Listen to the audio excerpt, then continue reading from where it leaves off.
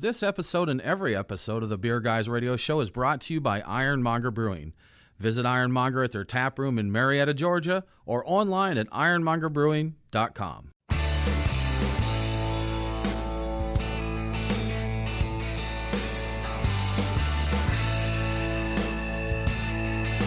Open up a tab, grab a seat, and pour a pint. It's time for the Beer Guys Radio Show. You want free beer? Go to the brewery. Dedicated to the art, science, and enjoyment of craft beer. Yo, what's wrong with the beer we got? Now, here are your hosts, Tim Dennis and Brian Hewitt. And welcome to the Beer Guys Radio Show. We're broadcasting from the Beer Guys Radio Studios in Marietta, Georgia. And this week, we're talking with DSSOLVR. I'm Tim Dennis, and with me, as always, is my good friend and co-host, Brian Hewitt. Hey, Tim. So joining us today, we have Vince Tursi and Mike Semenec from DSSOLVR Brewing. Vincent is the brew wizard and co-founder, and Mike is the co-founder and creative sensei for the brewery. So today, we're going to talk about brewing things until they're surreal, figuring out what that means, collaboration beers, music and beer, and maybe we'll get some pointers on how to win at Instagram. Hey, guys. Thanks for joining us. Thanks for having us. Hello. You know, this is the first time I think that we have had a wizard or a sensei, much less both at the same time. So we're doing pretty good here. Brian is technically the director of intoxicology. I am, yes. For Beer Guys Radio, so we have had that level of person on there. So, gents, thanks so much for joining us. We're dipping into one of your beers right now. Really enjoying that TV Wasteland, nice Pilsner. We were talking just before we got on the air. I think we're all hyped up that Pilsners are a little bit cooler now than they were a few years ago, right? It's really exciting because it just means that people are more focused on like higher quality ingredients and more focused on intricacy and attention to detail of a brewer rather than just like getting slammed in the face with flavor. Sure. And there's always going to be the hype beast beers out there that go, but as long as Pilsners are doing well enough that we're seeing them out there, I'm cool with it. I'll deal with it, Brian. I like a beer that I can drink more than one of, sure, or more than like 2 ounces of at a time. So that's I do. nice. 90% of the time I do. I occasionally like a beer that 2 ounces of it is enough too. Sure. Those are fun as well. Absolutely. Well, Vince, Mike, how is your week going? We know that things have been absolutely insane for a couple months, but how are things in Asheville right now? Things are going pretty well. This is the first week we've moved into phase 1 of like our reopening, so sure, that's some good signs. So some promise we could hopefully open up. It's probably looking like early next month. So, but with that, we still have our dock sales going, and we've turned on local home delivery, and that stuff's going really well. We're about to release 4 new cans this weekend, so things are going well. We're still producing. We're still making the most of, this kind of situation and trying to provide like some awesome product to our local, folks around here. So trying to make the most of it. Yeah. See, that's the common theme. We always ask because I think it's something you don't really want to ignore what's going on out there. Just say, how are you doing right now? How are things going? It's the same thing. We're making the best of it, surviving, getting along. It'll be interesting to come back and listen to these from like 2 or 3 years in the future. See historical. It's going to be an interesting How little are you document. doing? We're selling beer. We just had the moat installed here. That's right, the moat. Yeah. The crocodiles are on the way. Yeah, absolutely. Brian, what'd you get into this week? How was your week? So I did, as I have been doing, I drank my cellar again. I had a 2015 Founders Project PAM, which was a black IPA in bourbon barrels with maple syrup. And it sounds I'm surprised you went for that, man. A black IPA? Ordinarily, so I'd had it before. I remembered it being pretty good. Okay. The style is interesting to think about, and the age was interesting to think about with it being an IPA, but it's actually pretty good. It held up well. Nice body. Like you didn't quite get the maple flavor, but you got some of the body from it. It was pretty enjoyable. So you really got mostly malt, a little bit of oxidation. It really became a barley wine effectively. So okay. All right. I did my beer run. I went out to Eventide, had their Pair of Kings, which is just put in cans. It's a DIPA. It was quite tasty. Pair of Kings? A Pair of Kings, yes. Okay. I believe that's right. Pair of Kings? Pair of Kings. I thought maybe like parakeets. Parakeets. No, I think it's Pair of Kings. Okay. I also had to get the Demerung Pilsner. I actually got a growler of that, an actual growler. I haven't got one of those in years, so I could put it in my Eventide Stein because that Stein has been so lonely. Right? Yes. Okay. It's been so unused, except when I throw like 3 Pilsners in at the same time. So what did you do, Tim? Oh, you know what I want to throw out real quick? Zach is back in the studio. Oh, yeah. It's the return of Zach. the return of the Zach. Return of the Zach. So good to have you back, Zach. Good to have you back here. So the team's back together. But, Zoom meetings have been extremely popular through all this. So I've been hitting Friday night happy hours with different friends, getting on. And I got on with some friends Friday. And there was 15 or 16 of us on there. And I started with a couple Pilsners, which were delicious. And I had a farmhouse ale. And then I wanted a little whiskey, so I got the Lagavulin. And then I remembered that I had a bottle of Sam Adams Utopias. And then, yes. So I overindulged a little bit Friday night, which, being at home, and I've been cooped up for a couple months, Brian. Oh, yeah. So I overindulged. And Saturday, I'm too old for these games, Brian. I'm too old for these games. So Saturday, I took it easy through the weekend. I've taken an easy week because I overindulged a little bit. But I have been hard at work at home. I've been fermenting everything that will ferment. And I've got kimchi going, and I've got garlic honey. Have you ever heard of that? No, but I'm intrigued. So that you basically just take fresh garlic and throw it in honey. The lacto in the garlic starts eating the honey sugars, and you get this neat stuff. They said is great drizzled on pizza. And then so it breaks down the honey. So we'll see. That's a new one, but got some lacto fermenting vegetables going, hot sauces. So that's been keeping me busy during quarantine. Others are baking bread, and that I'm fermenting everything. Well done. I just remember the American Craft Beer Week. It's still technically part of it, and I committed to giving you a beer, so I gave you. You did. I gave you the Transmigration. I believe I gave you the 10% version of it, the new one. Yep. So I fulfilled my commitment. It's not too late to do that. Now, for those that don't know, brewery here in Atlanta, Orpheus Brewing, they make a double IPA called Transmigration of Souls that was 10%, became 8%, and due to public demand, went back to the 10%. Yes. So it's like the classic Coke scenario there. Yeah. Have you side-by-sided? I did. And how much of a difference do you notice? There's a considerable difference, and I hate to say it, I actually enjoyed the 8% more than the 10. Okay. Yeah, seriously. Well, but you know what, Tim? I think we need to get into beers of the week. Crack open a cold one. It's the Truck and Tap Beer of the Week. Woo-hoo! Craft beer and food trucks in downtown Woodstock. Truckandtap.com. Well, Brian, as always, we have just a huge selection of delicious beers to get into.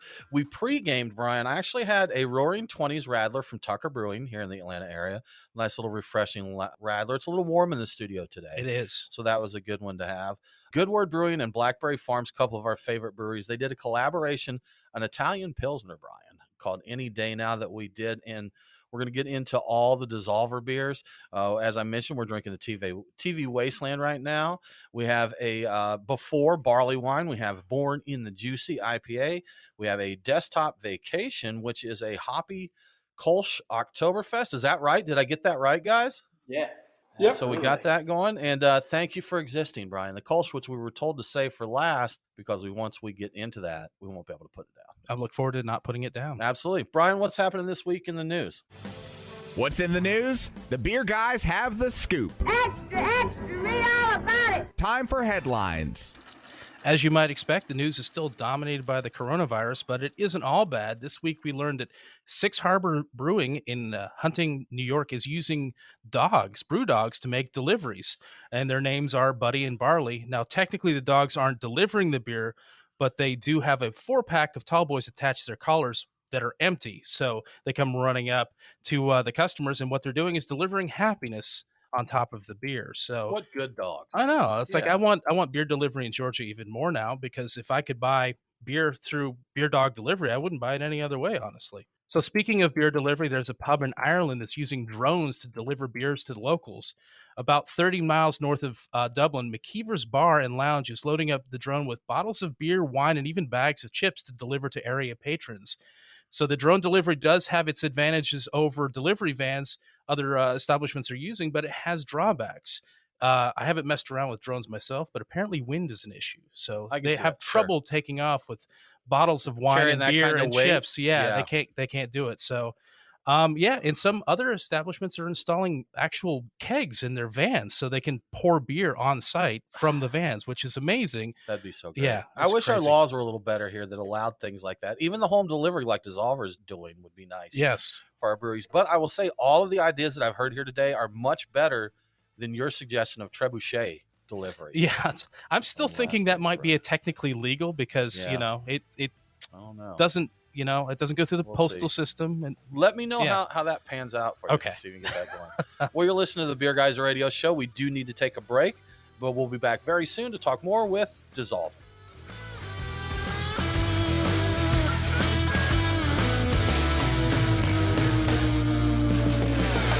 Is your brewery or restaurant flooring all jacked up? Your foundation needs to be protected from heat, chemicals, and other contaminants. At the same time, you want to make sure it's slip resistant and you can clean up your messes with soap and water. You know who to call? ResTech. We've been manufacturing poured-in-place flooring since 2002, and we've got solutions to fit any facility's needs. Go on and visit our website at ResTech.net. That's RES-TEK.net.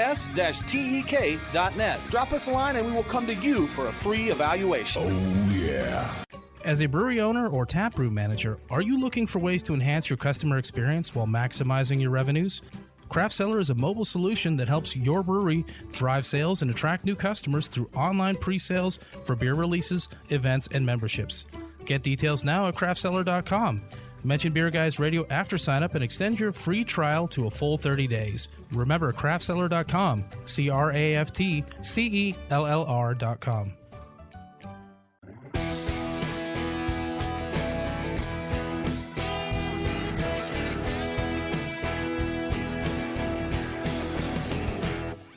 Follow the Beer Guys on Facebook, Twitter, and Instagram. Well, I'm sure I'd feel much worse if I weren't under such heavy sedation. Now, back to the Beer Guys Radio Show. Welcome back to the Beer Guys Radio Show. Remember, all episodes are available on demand. So if you missed the broadcast, get the podcast. Beer Guys Radio is available on all popular podcasting apps. Now let's get back to our talk with DSSOLVR Brewing. Mike, Vince, thanks again. We're enjoying your beers here, going through having a good time. We're born in the Juicy right now.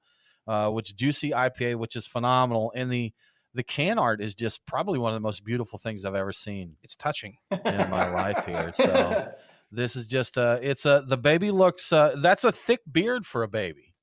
It is. I'll say that, so. It's those Italian genetics. Okay, there you go. That'll get it. So I have seen babies with full heads of hair before, which I always not thought a full was impressive, beard, but though, not right? a full beard. Yeah, that's impressive. Hey, Yeah. good genes there. Good genes. Full beard, and the ears came out fully gauged. So Okay, I missed that. Nose piercings there too. Yeah. I'm never gonna mess with that baby. No way. Well, guys, we talked a little bit there in the first segment, kind of about the coronavirus stuff and that. And unfortunately for you, your timing for opening up, you opened on a Friday the 13th in December, correct? That's right. And so you got a few good months out of the year, and then you got hit here. So kind of new on the scene, but you guys have done a ton of collaborations, right? That's right. Yeah, we started this project off like traveling up and down the East Coast, essentially, all the way up to Vermont and Maine, and then all the way down to Miami. Made it all the way there, and hit up so many states in between. So I think we did something around 30 or so different collaboration beers. I read that you did 36 in 12 different states, according to somebody online. I forget who. It might have been Brewbound, but somebody who seemed authoritative on the subject. So you probably don't know how many you've done since then, too. I mean, you've got to be like 50 at this point, right? Probably, if you count like split batches and stuff like that, too. Yeah, easily over 50. Now, see, that sounds like just a good excuse. Is like, we're going to get out there and collaborate with our friends in the industry. And this, it sounds like you're claiming you're working, but really you're just traveling the country, visiting a bunch of cool breweries. So. I do that every weekend. I go collaborate with a brewery. You're working, right, I grab their beer and drink it. So they provide it. I grab it. It's a collaboration. We work together. Yeah, it's beautiful. Good work. I actually think we got connected with you guys before the tap room opened through a mutual friend. As we mentioned, Todd DiMatteo there at Good Word Brewing. Here in the Atlanta area, and we'd seen, I think, you've done several collaborations with breweries here in Atlanta. I believe Atlanta Brewing Company, Good Word, and I think I saw at least one more. Cherry Street. Cherry Street. Cherry Street. But with that, guys, you came out of the gate just banging. You were voted one of USA Today's top 10 best new breweries. Made number 5 on the list. So with a few months in, you made the list of tops in the U.S., right? That's right. Yeah, it was a real honor to get nominated for that list and then vie for the voting position on there. It was a lot of fun to engage our like our social media audience, and like our local audience here to vote for us. And yeah, we're just super honored to be nominated. Then to get number 5 was just like a cherry on top of all of that, for sure. How important do you think all the collaborations you did leading up to that was in getting that kind of recognition? It seems like it might have been. Yeah, I mean, we definitely, like, in the process of building out the whole brewery, it's a lot of hurry up and wait for permits or construction or legal response or whatever. So we just tried to make the most of our time. Yeah. And it felt like killing 2 birds with 1 stone, where, like, keep ourselves busy, see a bunch of friends, and also, like, get our name out there and keep brewing some beer. It can be tricky with all that. Like you said, none of these things have a finite time. We had a brewery here in Atlanta that's been working like 2 years, and they've had some legal issues in their jurisdiction that they've been working with. So you can't set a clock on when you're going to be able to open. You really can't. We have a game, kind of a bet. Like if whatever date you say, it's at least 6 months beyond that was when it's really going to happen. Like rough estimates is what we're seeing with breweries opening. So obviously right now with the current situation, who knows? Well, we interviewed a brewery at a festival in 2019, and they set a hard date on when they were going to open, and they were very, very confident in this. I'm like, you guys sure? No, they're like, nope, we're going to open this thing. I don't think they're open yet. They're not. So, kind of one of those things.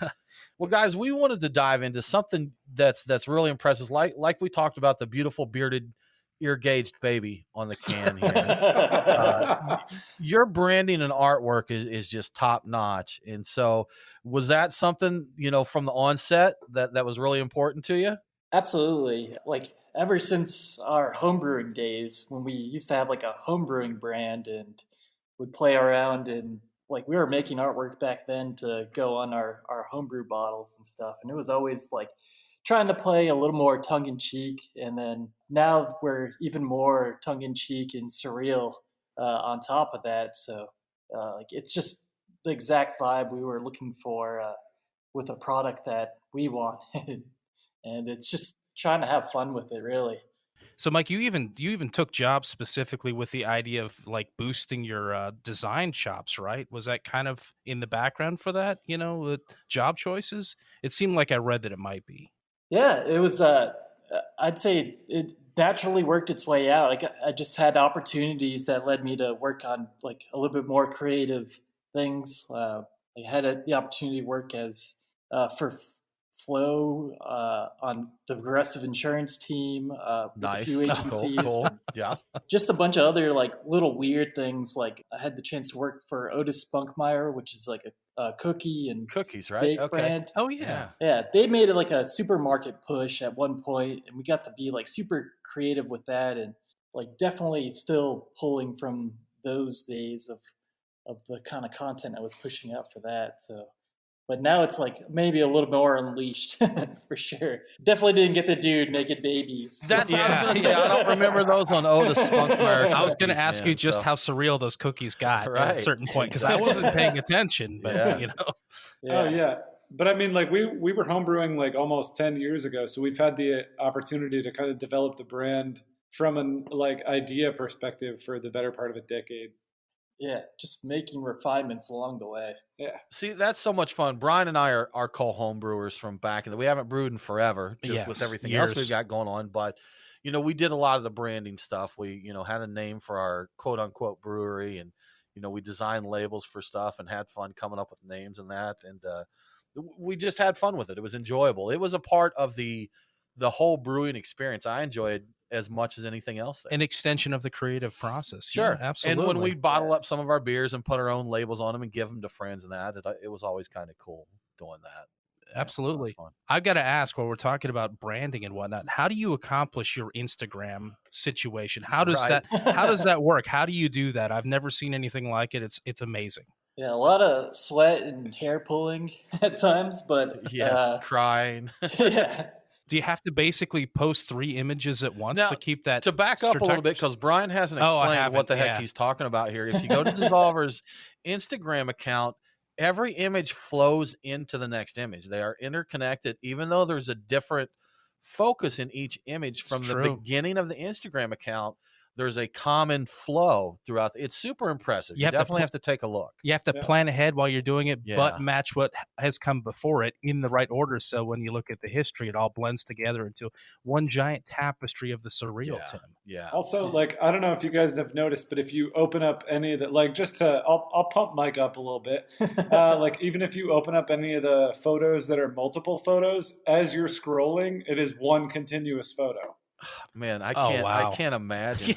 I have trouble just coming up with a single post for Instagram, much less tying everything together like that. It's impressive. But you know what? A good Instagram account is important. You know, it brings people in, gets people interested in that. I have shared your guys' Instagram account. You know, when people talk about cool brewery Instagram accounts, I'm like, oh, this is one you got to check out. You got to check this out. Thank you so much. You bet, absolutely. Now, I haven't checked it yet, but I assume that if you stack the cans all up, they all merge together in the same way too, right? The can art does? It depends on how many beers you've drank. Okay, right. That's a good point. They actually open a portal. Yeah, absolutely. Well, you're listening to the Beer Guys Radio Show. We do need to take another break, but we'll be back very soon to talk more with Dissolver.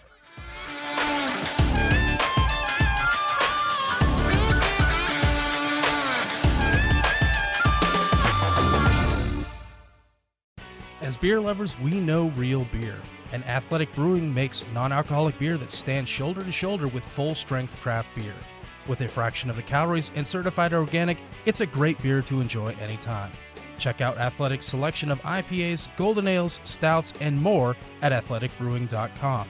Use code BeerGuys25 for 25% off your first order, and U.S. customers get free nationwide shipping. Athletic Brewing, brew without compromise. Craft beer forged with a reverence for tradition and new styles that start a revolution. Ironmonger Brewing. The brewers at Ironmonger Brewing pride themselves at being masters of barrel-aged, hoppy, and sour beers. They invite you to their tap room in Marietta, Georgia to taste and see. Also visit their barrel room for an intimate drinking experience with great live entertainment. Keep up to date on all things Ironmonger by liking them on Facebook. Ironmonger Brewing, establishing a new standard in craft beer.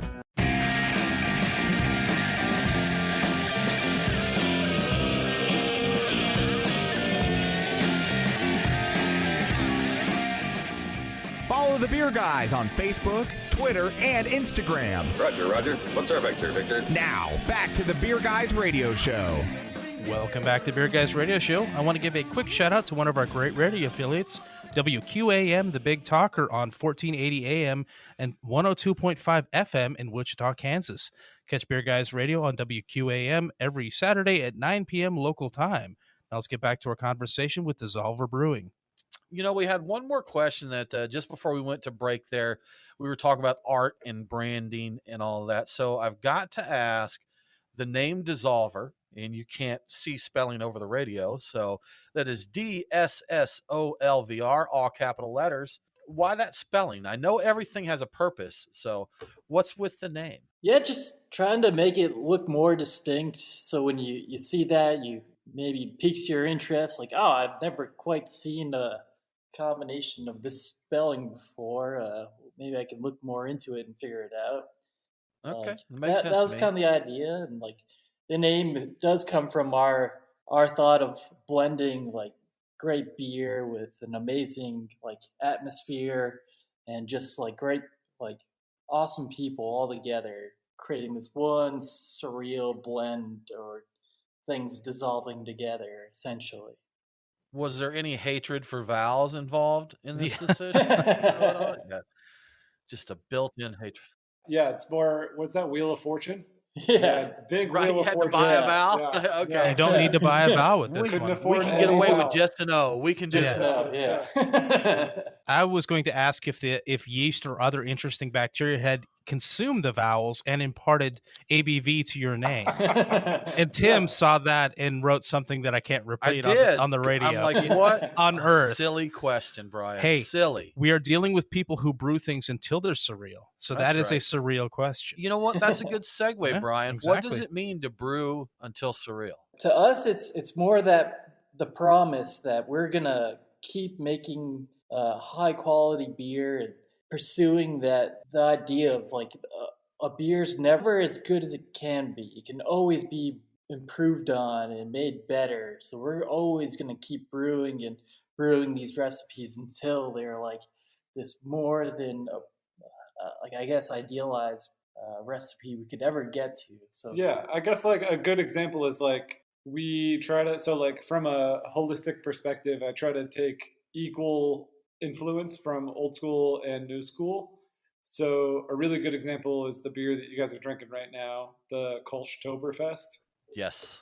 Yeah, so that's equal parts Kolsch, equal parts Oktoberfest, and we tried to kind of merge the two styles and meet somewhere in the middle. And by the end of it, it became surreal. I think it's tasty. But It is tasty. Yes. It does kind of sound like something that was made up on the spur of the moment. Yeah. What style should we brew? Let's do a hoppy Kolsch style Oktoberfest. There you go. That's it. That's the ticket. That's it right there. Yeah. So it was so that's a collab with Definitive out of Portland, Maine. Dylan cut his teeth on Kolsch brewing. Well, just really dove really deep into it. And is just kind of slaughtering that whole game, along with everything. He's just a great brewer. But I really wanted to hearken on some of the tips and tidbits for Kolsch brewing. And both of us, our favorite style is Märzen or Oktoberfest. Yep, so we wanted to kind of meld the two together and have the drinkability of a Kolsch with the complexity and malt character of an Oktoberfest. But one of the hallmarks of a like new school American Kolsch is in-your-face hop presence. So what we wanted to do is use hops that could also be muted. So we used, it's in the process of making cryo hops, where they literally just separate out all the oil. They remove the vegetal matter, and that byproduct is called American Noble hops. So it's like Citra, but with like 1% of the oil, supposedly. And then the byproduct is Citra Cryo, which is all of the oil. So we used American Noble, Cascade, and Azaka, which is like muted variants of those hops. But it allowed us to get like a Kolsch level hop character, which is like muted noble hops, and inject that into an Oktoberfest. I had no idea that existed. Like I've heard of cryo hops. I didn't realize that anybody used the byproduct from it. That's clever. Interesting. Yeah, man. You try to get surreal, bro? That's right. I can't go for it. How about it? I'd say I can't even play at your level, I guess. Open the portal. Let's do this. Open that portal. Now, guys, so we've got a Kolschtoberfest here. Any other hybrids that you've done that you like the way they come out, or anything else kind of on the books to do in the future? We do a series of beers inspired by tiki drinks, because tiki drinks rule. They do. No argument there. I agree. Yeah. We're doing a series that we just started up. So the first release is this Friday. So 2 are like hybrid kind of things. One is a riff on like old school Goza and new school like hyper fruited Goza, where we actually ferment the fruit, but take care with how we process everything else to keep it balanced. And then the other one is just like hardcore riffs on English pub style beers. So the first one is an ESB that I just added more hops in the whirlpool than I've added in any of my other beers. But it's all Fuggles and EKG, so hops that if somebody's like, oh, what's it dry hopped with, man? Fuggles? Yes. Yes, indeed. Yeah, if you're in craft beer, you've heard that joke. Yeah, but like it was, and it's really good. Yeah, so we just want to like try to take riffs on old school styles and push them, inject them with a little bit of like new school methodology and process. So I saw that, Vincent, you're a big fan of Cask Ales. Is that right? Speaking of those English mild styles and whatnot, right? Yep, big fan. Big fan. Do you have a beer engine there in the? Well, I mean, while it's open, the tap room, yeah. Yeah, we have 2. They haven't been hooked up yet because we were waiting on summer service, like the surge of tap room service. Just because, like, once you tap a cask, it's a ticking time bomb, essentially. Got to get it. Yeah. So hopefully this summer. We've got them set up. We just haven't done anything with it just yet. You know, that's been one of the tough things here. A couple places in Atlanta. Do you remember the little growler and bottle shop that Richard, the English fella, owned? Oh yeah, Craft Beer Factory. Craft Beer Factory. And he was an English fella, and he had breweries that would do cask ales specifically for him, but he couldn't move them quick enough. And they had just some phenomenal stuff that went through there. And they just didn't. You can't move a cask ale quick enough. Exactly. In these modern craft beer nerd times. Troy Incidents, that's the growler I used to pick up the beer from Eventide, was from Craft Beer Factory. That was the one? Yes, See? that's why I remembered off the top of my head. Yeah. So, yeah. Now, have you guys made it to Atlanta for the Atlanta Cask Ale Festival? What? No. I didn't know that was a thing. 23 years, I think it's been going on. Atlanta now. Cask Ale Tasting. The Atlanta Cask Ale Tasting, yes. We've actually set a tradition the last few years. We do a show there, and we talk to 3 or 4 of the soon-to-open Georgia breweries. It's kind of, and then we drink a bunch of cask ales. So that sounds amazing. It's a good time, yeah. Now, Mike, we talked a little bit about your background, and is this your first foray into professional brewing? It is. Yeah, I've tried many times to get into the industry beforehand, with some other breweries and stuff, but had no luck. But still made my way through different marketing agencies and stuff. But it's definitely nice to get back to this and realize what was a homebrewing dream for Vince and I, and now to actually see it come to fruit. And some better timing would have been better. But right. Yeah. Way to go, guys. Way to go. Well, this is a little on you because you did open on Friday the 13th. I'm just saying. We're gonna this is gonna be pretty cool and rad. We're gonna do this 13th thing, and literally we did a Friday the 13th party like the weekend before everything had to shut down, and we were like, yeah, this will be a nice hurrah. We'll move right into like St. Patrick's Day with this, and such great plans, man. We saw someone talking about that when this opens, they're going to have the greatest Cinco de St. Patrick's 4th of July celebration that you've ever seen. Hopefully, you guys have closed the portal back down by those activities. Well, we need to take another break. We'll be back in just a minute. We're going to talk with Vince about his background. We're going to talk a little bit about what a Chippy Boy is. That's right. Dissolver. Yeah. Yes.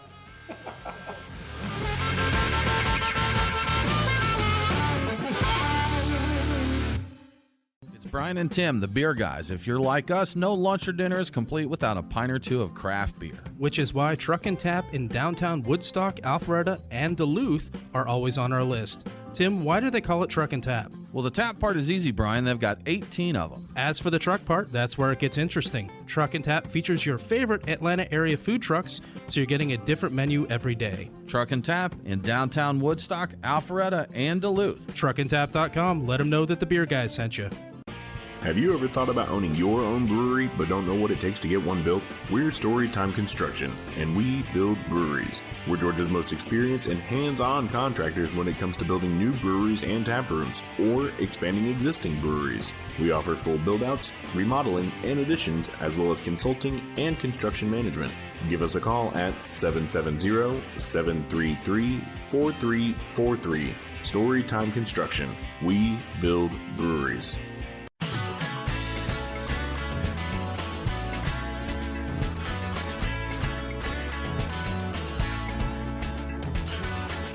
Follow the Beer Guys on Facebook, Twitter, and Instagram. To be the man, you gotta beat the man. Woo! Now, back to the Beer Guys Radio Show. Welcome back to the Beer Guys Radio Show. If you enjoy the show, please consider supporting us on Patreon. Just go to patreon.com/beerguys. Patrons get cool perks like Beer Guys swag and commercial-free episodes. Now let's get back to DSSOLVR Brewing. Well, guys, Vince, we want to talk to you about your background, but there's a question that's just burning me up here. I think I have to ask this first. What is a Chippy Boy?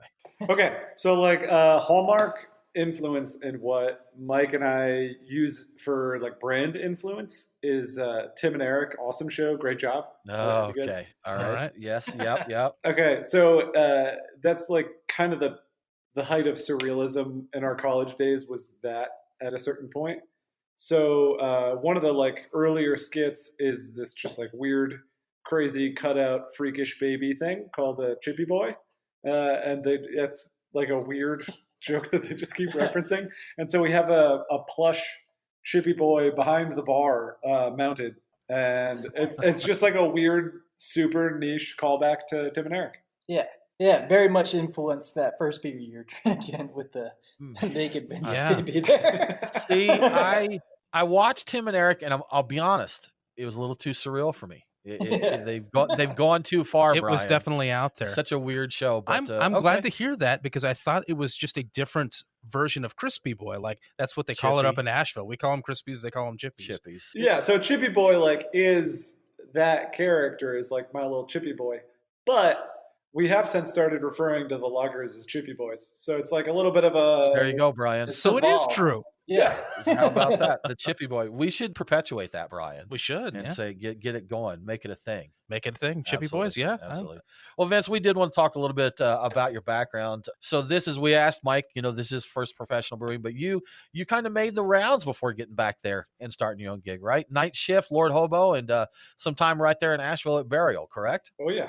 Yep. Yeah. Definitely. I would say, you could say made the rounds. I also did a little stint at 2 short stints, one at Birds Fly South and one with Salute over in Charlotte as well. Okay. I'm not familiar with Salute. I know all the other ones. Birds Burial's Fly a South, big fan of Burial. That's a fun place to go up there, hang out with them. I see similarities there in the branding and such between the two.